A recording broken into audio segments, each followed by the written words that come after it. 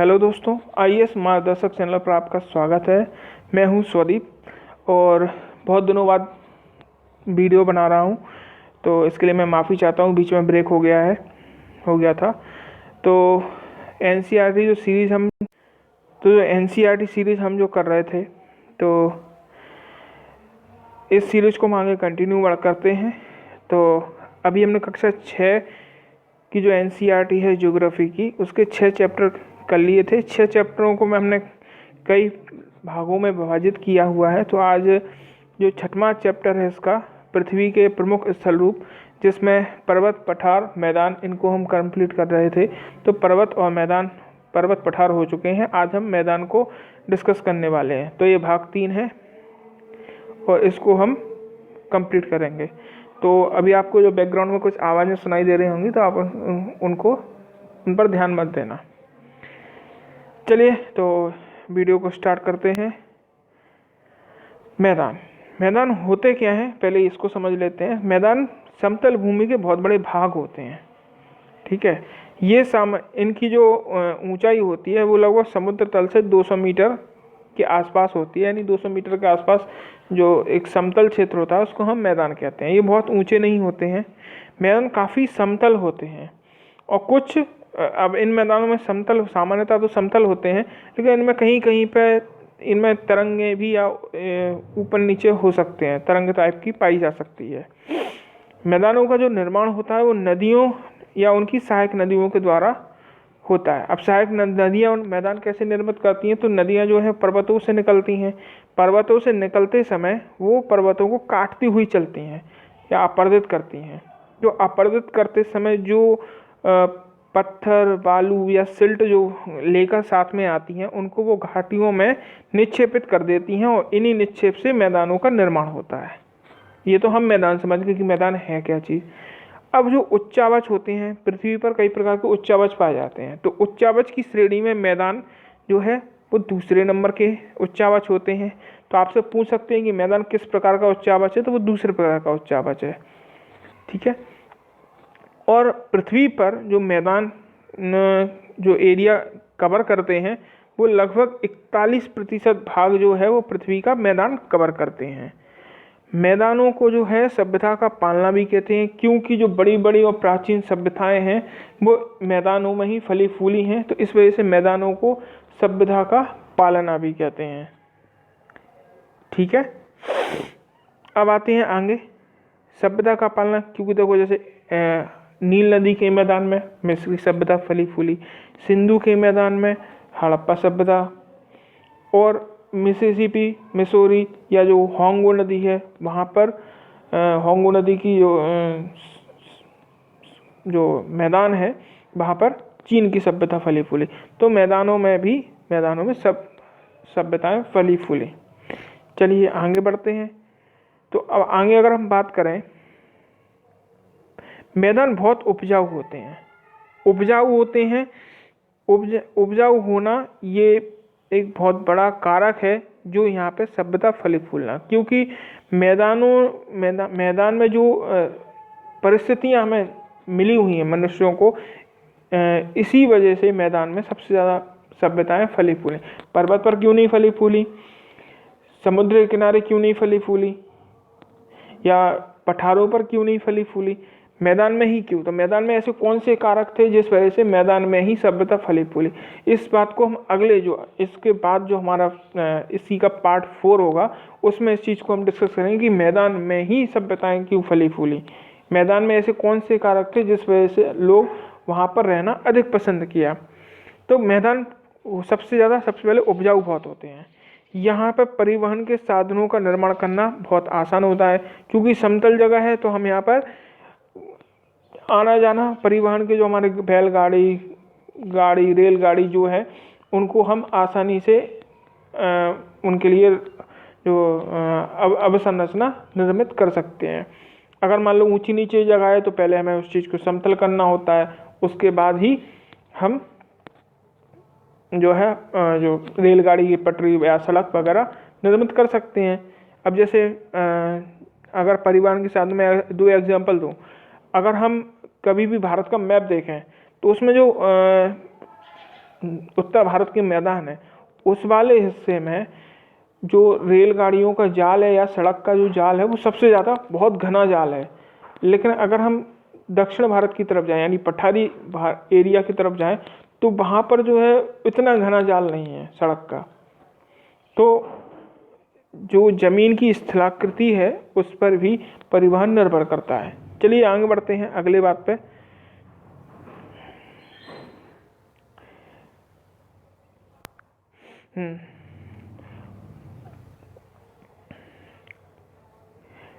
मैदान विश्व के सबसे अधिक जनसंख्या वाले भाग होते हैं और नदियों द्वारा बनाए गए बड़े मैदान एशिया और उत्तरी अमेरिका में पाए जाते हैं। एशिया में स्थित भारत में गंगा ब्रह्मपुत्र का मैदान और चीन में यांगत्से नदी या यांगत्से नदी का मैदान जो है वो इसे होंगो तो इसका प्रमुख उदाहरण है। मैदान मनुष्यों के रहने के लिए सबसे उपयोगी क्षेत्र होते हैं और यहाँ की जनसंख्या बहुत अधिक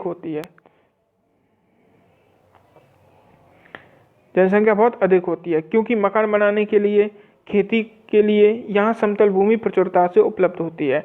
उपजाऊ मिट्टी के कारण यह भाग खेती के लिए काफ़ी उपयुक्त होते हैं और गंगा का मैदान देश में सबसे अधिक जनसंख्या वाला मैदान या क्षेत्र है। बात आपको समझ में आ गई होगी कि मैदान की उपयोगिता क्या है। ठीक है, आगे बढ़ते हैं। अब मैदान की बेसिक बात समझ लेते हैं कि मैदान जो है कितने टाइप के होते हैं। अभी तो मैदान समझ गया मैदान होता क्या है। अब मैदान की टाइप, तो मैदान जो है बनते हैं एक आंतरिक हलचलों द्वारा निर्मित मैदान, इन्हें संरचनात्मक मैदान कहते हैं या पटल विरूपणी मैदान कहते हैं। दूसरे हैं बाह्य बलों द्वारा निर्मित मैदान। ठीक है, इसमें दो टाइप के होते हैं, एक तो अपरदनात्मक मैदान और निक्षेपात्मक मैदान।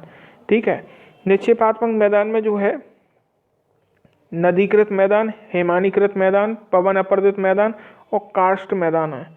और निक्षेपात्मक मैदान में जड़ोल, हेमानी से निक्षेपित निर्मित मैदान, सरोवरीय मैदान, लावा मैदान और पवन निक्षेपित मैदान शामिल होते हैं। अब हम एक एक करके इनको समझेंगे।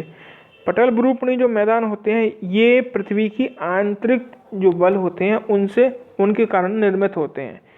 तो भूपटल के उत्थान और अवतरण के द्वारा ऐसे मैदानों का निर्माण होता है जैसे संयुक्त राज्य अमेरिका के ग्रेट प्लेन्स।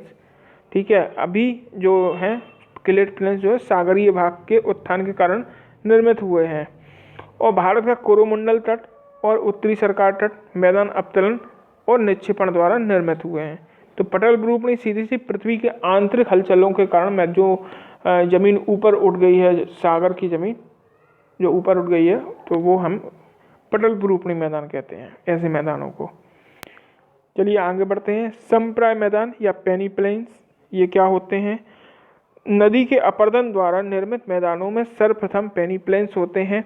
नदी अपनी अपर्दन चक्र के अंतिम अवस्था में उच्च स्थल खंडों, पहाड़ पठार को काट कर अपने आधार को प्राप्त कर लेती है, जिसे पेनी प्लेन्स कहते हैं। इनके बीच बीच में कठोर शैलों से कुछ अपशिष्ट दिखाई पड़ते हैं जिन्हें मोनेड नॉक कहा जाता है। और भारत में अरावली क्षेत्र, पेरिस बेसिन, मिसिसिपी बेसिन इसका एक उदाहरण है। हिमानी से निर्मित मैदान क्या होते हैं? हिमानी अपने अपर्दन द्वारा उच्च भाग को घिसकर सपाट व परंतु उच्चावास युक्त मैदान का निर्माण करती है, जैसे फिनलैंड और स्वीडन के मैदान के भूगर्भिक इतिहास। ये स्वीडन नहीं है, ये स्वीडन है, ये गलत लग गया है। फिनलैंड और स्वीडन के जो मैदान है वो पृथ्वी के भूगर्भिक इतिहास में जो 4 बार जो हिमयुग आए थे ये उसके प्रभाव को निरूपित करता है। ठीक है, प्लीस्टोसीन युग या शक में हिमानीकरण से कनाडा और यूएसए में अनेक हिमानीकृत मैदानों का निर्माण हुआ है। तो हिमानी जो है वो चलते हुए भी मैदानों का निर्माण करती है। चलिए हम आगे बढ़ते हैं अगले पॉइंट पर। चूना पत्थर वाली शैलों, कास्ट मैदान। चूना पत्थर वाली शैलों पर जल के प्रवाहित होने से अपर्दन और घुलनशीलता के कारण संपूर्ण और एक समतल मैदान में परिवर्तित हो जाता है, जिससे कार्स्ट मैदान की उत्पत्ति होती है। जैसे यूगोस्लाविया के कार्स्ट प्रदेश, फ्लोरिडा और नुलारबोर में दक्षिण ऑस्ट्रेलिया जो है, यहाँ पे यूकाटन क्षेत्र में भारत के चित्रकूट और अल्मोड़ा में कार्स्ट मैदान देखे जा सकते हैं। तो जहाँ पे चूने की मात्रा अधिक है, तो वहाँ पर जब पानी गिरता है तो पानी चूने को घोल देता है और ज़मीन को समतल कर देता है। मरुस्थलीय मैदान का निर्माण विश्व में मरुस्थलीय भागों में वायु की क्रिया के परिणाम स्वरूप मरुस्थलीय मैदान का निर्माण होता है। आगे बढ़ते हैं। जलोढ़ मैदान, एलुवियल प्लेन, ऐसे मैदानों का निर्माण पर्वतीय भागों से निकलने वाली नदियों द्वारा अपने साथ बहाकर लाए गए निक्षेपों के जमाव के परिणाम स्वरूप होता है। ठीक है। और यह मैदान काफ़ी बड़े और विस्तृत और बहुत उपजाऊ होते हैं। विश्व के अधिकांश बड़े मैदान जलोढ़ मैदान हैं, और मिसिसिपी का मैदान, गंगा ब्रह्मपुत्र का मैदान, नील नदी का मैदान और वोल्गा और डैन्यूब का मैदान।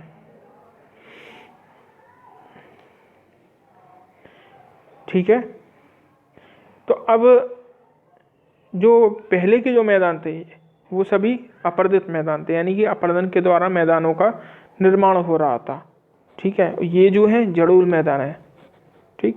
हिमानी के निक्षेप से निर्मित मैदान, अभी हिमानी के अपर्दन से मैदान का निर्माण होता, अब निक्षेप से। तो ऐसे मैदानों का निर्माण पर्वतीय भागों से गलत कुछ मिसप्रिंट हो गया है, तो इसका है ऐसे जो मैदान हैं ये पर्वतीय भागों के हिमानी के नीचे से उतरने, बीमारी नहीं है, हिमानी है, ये गलत लग गया है, तो नीचे उतरते समय उसके द्वारा बहाकर लाए गए निक्षेप के जमाव से होती है।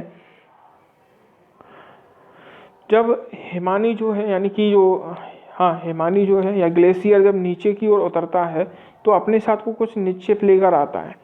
ठीक। जो अपर्दित किया हुआ है वहाँ अपर्दन से उसे समतल किया, तो जो अपर्दित करते समय जो कंकड़ पत्थर या जो भी भाग है पत्थर लेके आ रहा है वो नीचे कहीं ना कहीं डिपॉजिट करेगा। तो जहाँ वो डिपॉजिट करता है तो वहाँ पर भी वो संरचना को समतल कर देता है। तो इसी जो निक्षेप होता है, तो इन निक्षेप से जो मैदान निर्मित होते हैं उन्हें हिमानी निर्मित मैदान कहते हैं। उत्तर पश्चिमी यूरोप में और कनाडा के मध्यवर्ती भागों में ऐसे मैदान देखे जा सकते हैं। इसे ड्रिफ्ट प्लेन भी कहते हैं। ठीक है। ये इस बात को ध्यान रखना, इसे ड्रिफ्ट प्लेन भी कहते हैं।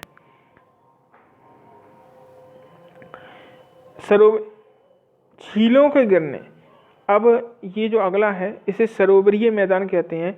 इसको सीधी से हम सिंपल भाषा में याद रख सकते हैं।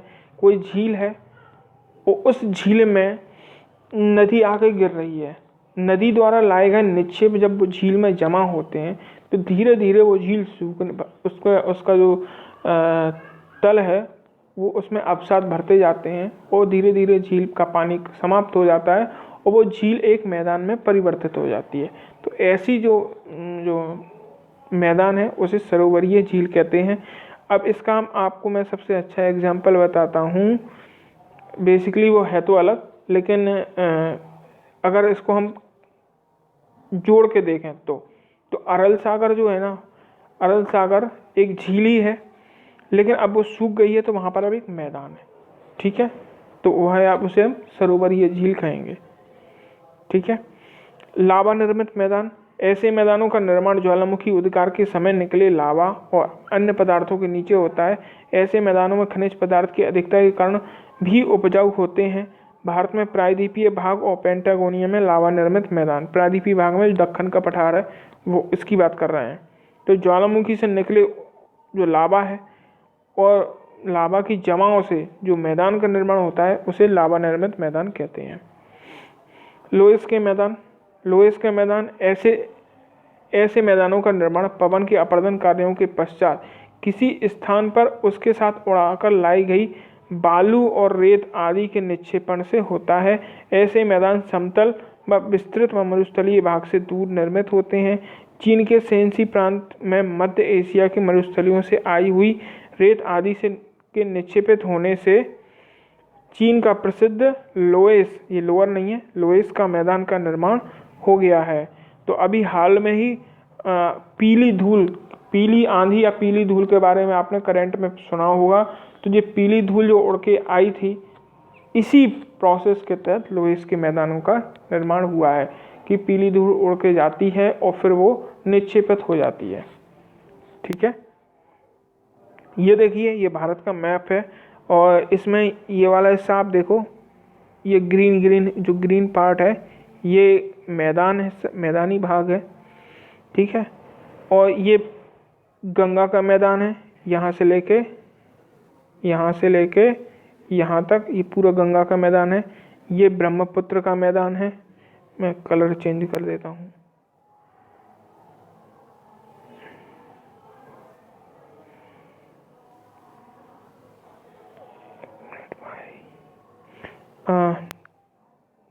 देखिए, ये जो है ये ब्रह्मपुत्र का मैदान है, ये तो गंगा का मैदान ही है,